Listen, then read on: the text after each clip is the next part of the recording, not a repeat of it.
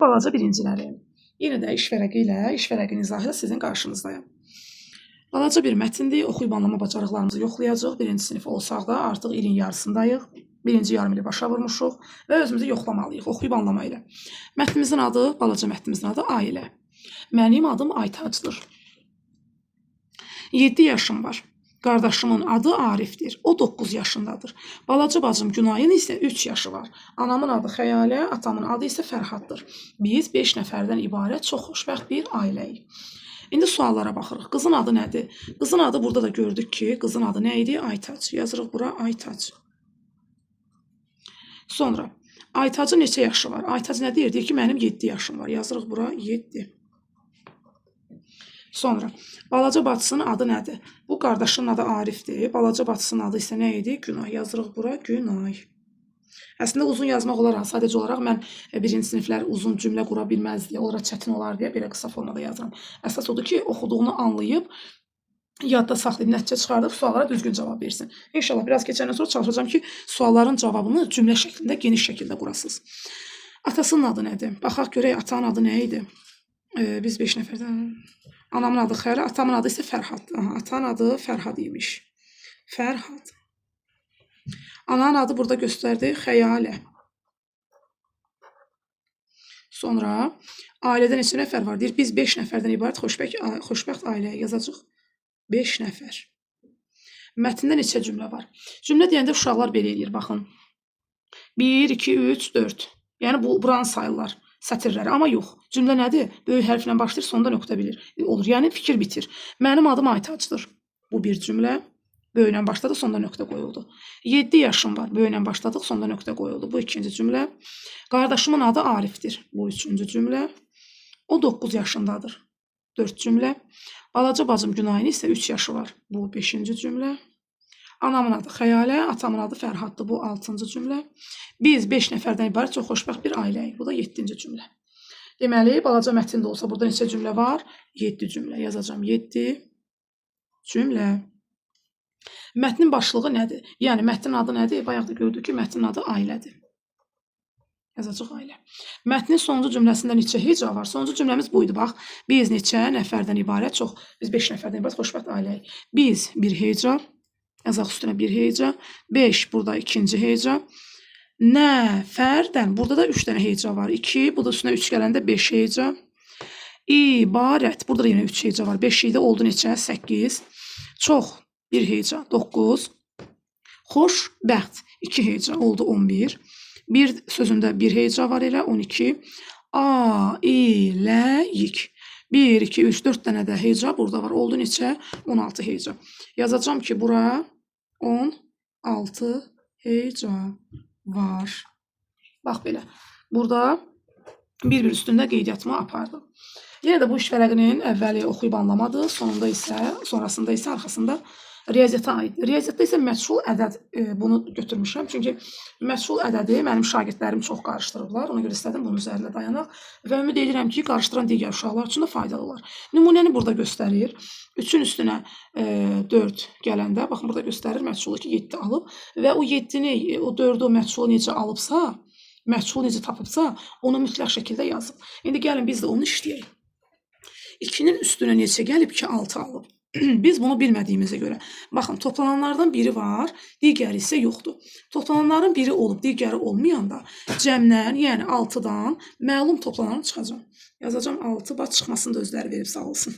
6 çıx, 2 bərabər neçə? 4. Və görəcəm ki, deməli 2-nin üstünə 4 gəlməliyəm ki, 6 alınsın. 5-in üstünə neçə gəlib ki, 8 alıb. Deməli, yenə də cəmdən, yəni 8-dən bu 5-i çıxacam, alacam 3. Sonra biləcəm ki, deməli 5-in də üstünə 3 gələndə 8 eləyirmiş. Sonra 2-nin üstünə neçə gəlib ki, 10 alıb. Mən bunu bilmədiyimə görə ondan 2-ni çıxıram, alıram 8. Deməli 2-nin üstünə 8 gəlib ki, 10 eləyib. Burada 1-in üstünə neçə gəlib ki, 7 eləyib. Bilmirəm, 7-dən 1-i çıxıram, alıram 6. Sən demə 1-in üstünə 6 gələndə 7 alınmış. Növbəti misal da eyni ilə məchul toplanana aiddir. Məchul toplananı tapmaq hər birimiz üçün çox asandır.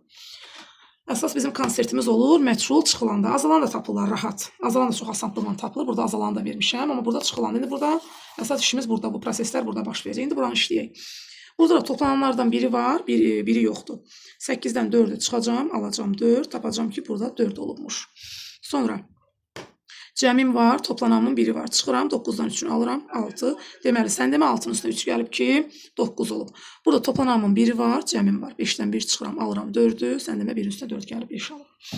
Sonra isə burada da yenə eyni vəziyyətdir. Məchul toplananı istəyir. Ona görə də məlum toplananı çıxıram. Məchul toplananın 4 olduğunu tapıram. Keçdik məchul çıxılana. Məchul çıxılan deyəndə uşaqlar biz bilirik ki, çıxma əməlinin komponentlərində azalan, çıxılan fərq olur.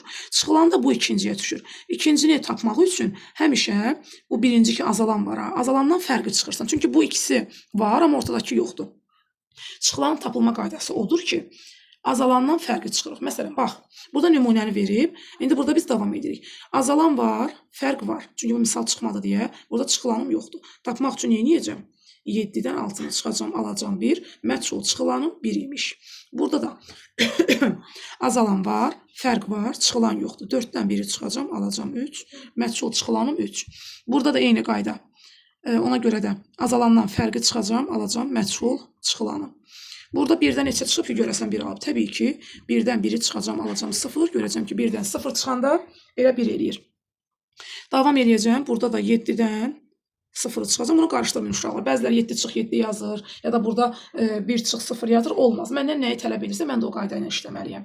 Burada mənim azalanım var, fərqim var. 7-dən 0 çıxıram, alıram 7. Yəni çıxılanım 7 imiş. 3-dən 2-ni çıxıram, tapıram məchul çıxılanımı. Eyni qayda ilə. Ondan, azalandan fərqi çıxıram. Alıram 4-ü, yəni çıxılanımı. Burada da 9-dan, yəni fərqimi 3-ümü çıxıram. Alıram məchul çıxılanımı. Keçirik məchul azalana. Məchul azalana baxıram. Məchul azalan isə olduqca asandır. Niyə asandır? Çünki məchul bir balaca qarışdırdığımız məchul çıxılan olur. Burada məchul azalanda isə çox rahat olur. Niyə rahat olur? Çünki çıxma ilə verir misalı, mən toplama ilə asanlıqla tapıram. Azalanı tapmaq üçün burada bilirik ki, ağzımızda deyirik azalan. Yəni azalan ədəd budur. Bu ən böyük ədəd olmalıdır ki, mən ondan nəyisə çıxanda onu azalda bilim. Azdan onsuz da azalda bilmərəm. Bu ədəd böyük ədəd olmalıdır. Məsələn, mən burada 4-dən 3-ü azaltsam olacaq 1, 1-dən mən 4-ü çıxa bilmərəm. Yəni balacadan böyüyü çıxa bilmərəm. Burada qayda budur ki, çıxma misalında, çıxma əməli olan misallarda, ifadələrdə əgər azalan, yəni bu böyük birinci deyək də sizin dilinizdə çıxma misalında birinci ədəd yoxdursa, bu ikisi toplanır. Baxın, toplama işarəsi də burada bizə kömək eləyir. Deməli, çıxılanla fərqi toplayıram, alıram azalanın qiymətini. Burada da 5 ilə 2-ni, yəni çıxılanla fərqi toplayıram, alıram azalanı, yəni məchul azalanımı. Eyni qaydanı tətbiq edirəm. Məchul azalanımı tapdım. Burada da 0 ilə 4-ü toplayıram, alıram 4, məchul azalanım 4 imiş. İndi bura baxıram. Burada nə göstərir bizə? 7 ilə 1-i göstərir. 1 var yəni və mənim azalanım yoxdur. Ona görə də yenə 7 ilə 1-i toplayıram, alıram 8, məchul azalanımı tapıram. Burada da eyni qayda ilə 1 ilə 3-ü toplayıram və məchul azalanımı tapıram. Eyni qayda. Fərqim var, çıxılanım var, topladım, ikisini aldım neçə? 9, yəni mənim məchul azalanım. İndi bura baxıram. Eyni qayda 4, 6, elədir 10, özür istəyirəm, belə 10. Belə, bu da məchulların izahları və elə bilirəm bunun üzərində işləyəndən sonra məchul bölməsini heç bir şagirdim və digər şagirdlər də qarışdırmayacaqlar. Uğurlar sizə uşaqlar.